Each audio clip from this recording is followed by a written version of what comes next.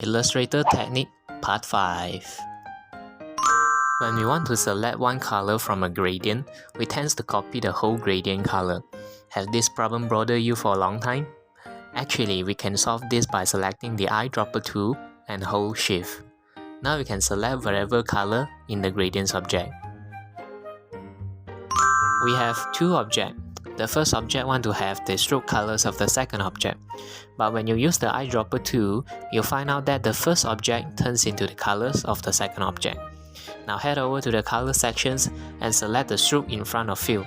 Select the eyedropper tool and hold Shift to select the stroke of the second object, and you'll get the stroke colors copy. Likewise, put the fill sections in front, hold Shift, and you copy the fill color. Have you learned something?